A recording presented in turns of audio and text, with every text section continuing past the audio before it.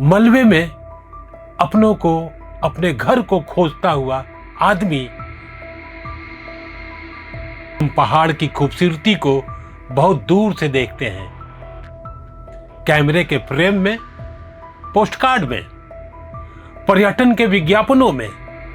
लेकिन पहाड़ की असली कहानी उसकी चोटियों में नहीं, उसकी घाटियों में लिखी जाती है। वहां मौसम बदलता है, बर्फ पिघलती है, चट्टानें खिसकती हैं, नदियां रास्ते बदलती हैं।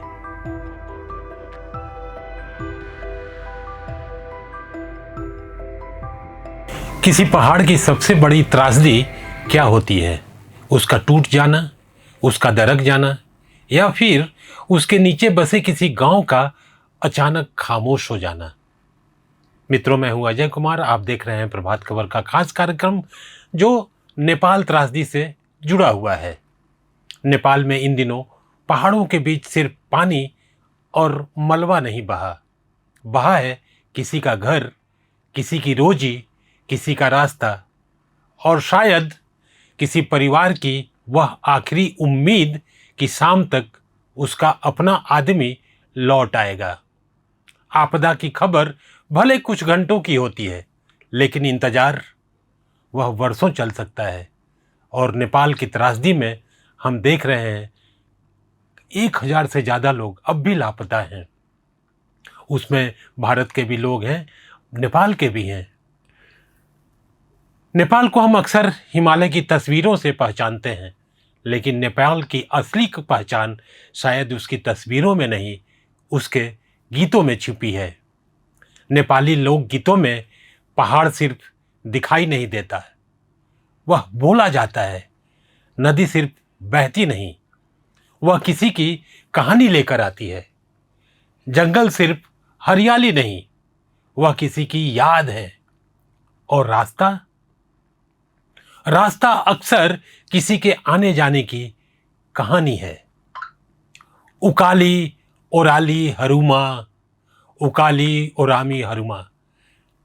नेपाली में इसे चढ़ाई और उतराई कहा जाता है, और इसी चढ़ाई और उतराई के बीच जीवन चलता है। यही नेपाल है।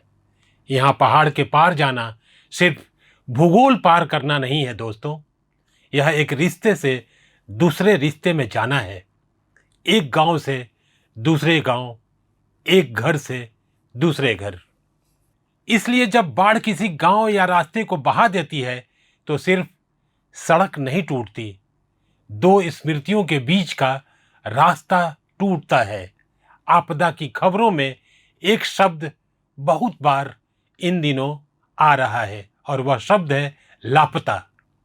लापता यानी जिसका पता न चल सका।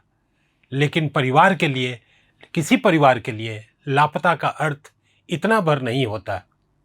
लापता का मतलब होता है दरवाजा खुला रखना, फोन की घंटी का इंतजार करना, हर आती गाड़ी को देखना, हर आवाज पर चौकन्ना हो जाना, और रात में खुद से कहना शायद वह बच गया होगा। यही वह जगह है जहां खबरों का आंकड़ा इंसानी पीड़ा में बदल जाता है। नेपाल में करीब 1000 लोग अब भी लापता हैं।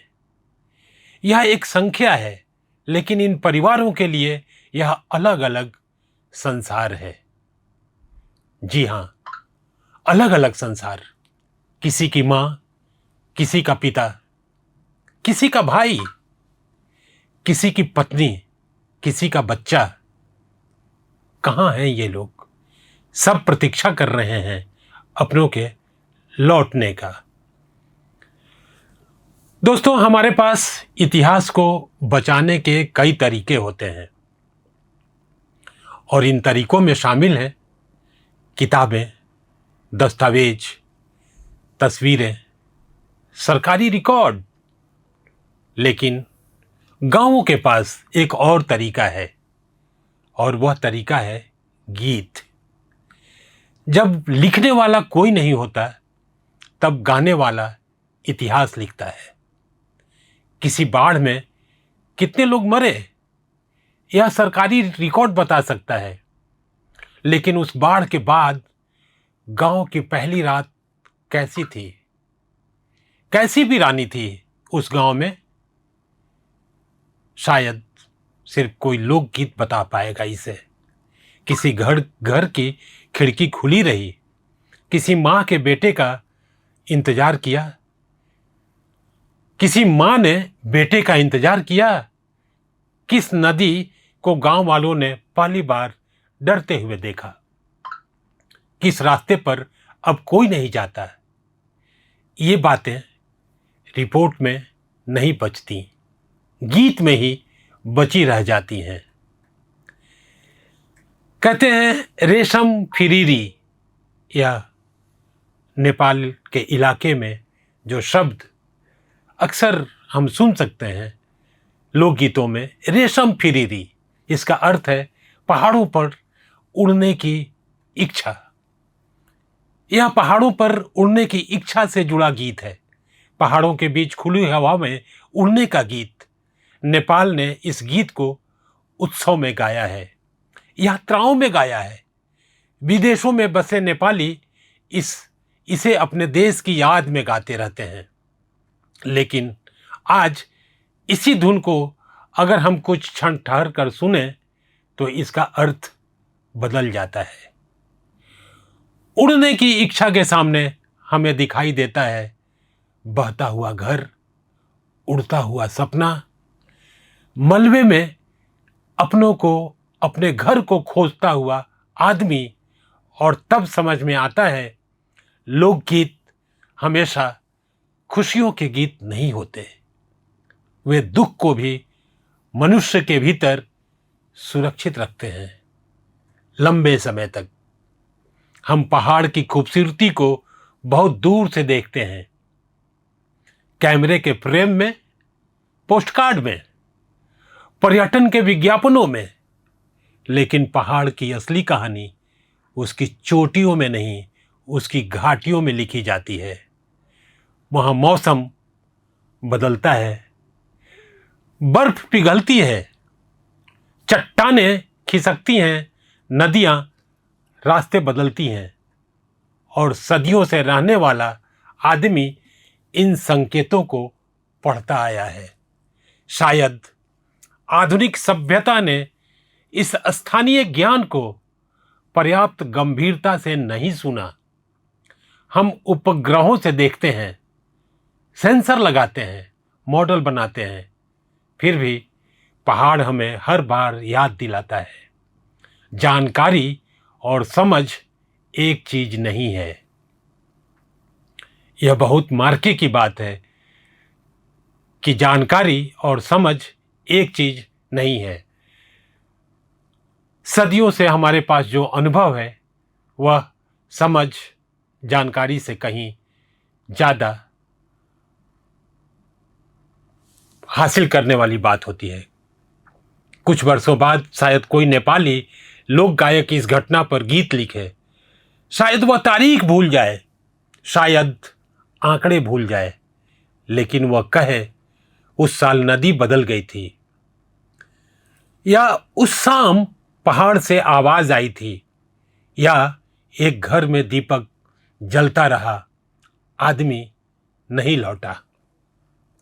और सुनने वाली अगली पीढ़ी पूछेगी कौन सी नदी थी, कौन सा था वो गांव, किस साल की है ये बात। तब कोई बुजुर्ग कहेगा तुम तब पैदा भी नहीं हुए थे, लेकिन उस दिन हमने अपने लोगों को खो दिया था। यही वह क्षण है जब आपदा इतिहास बनती है। त्रासदी के बीच इंसान के पास आखिर बचता क्या है? पैसा, तकनीक, सत्ता? नहीं जनाब, बिल्कुल नहीं। सबसे पहले बचता है दूसरे इंसान का हाथ। कोई किसी को मलबे से निकालता है, कोई अनजान परिवार के लिए खाना बनाता है, कोई रात भर रास्ते पर खड़ा रहता है, कोई किसी लापता व्यक्ति की तस्वीर अपने फोन में संभाल कर रखता है। आपदा हमें सिर्फ यह नहीं बताती कि प्रकृति कितनी शक्तिशाली है, वह यह भी बताती है मनुष्य कितना अकेला हो सकता है और साथ ही मनुष्य दूसरे मनुष्य का कितना बड़ा सहारा बन सकता है। ये इसी से जुड़ी हुई बात है।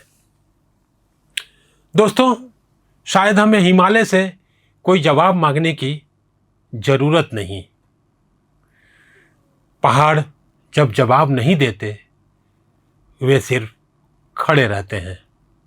बर्फ नीचे की ओर गिरती है, धूप आती है, जंगल फिर हरे होते हैं, नदी फिर बहती है, अनंत काल से बहती हुई नदी, और मनुष्य अपनी स्मृतियां उठाकर फिर खड़ा होता है। इसलिए इस त्रासदी को सिर्फ तबाही की कहानी बनाकर याद मत कीजिएगा।